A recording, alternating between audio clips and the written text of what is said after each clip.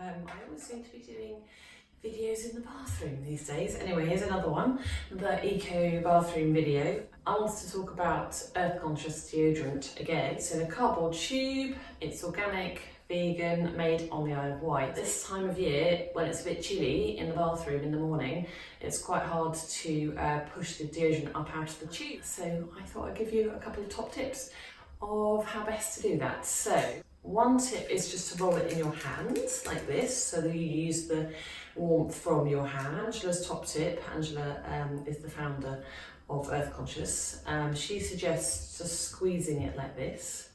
Another tip is to put it under your arm.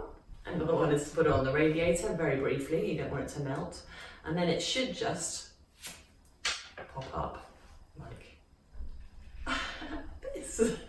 So that's that. So that's the deodorant in a tube. The same would apply for the tin. Some people prefer it in the tin. I quite like it in the tin.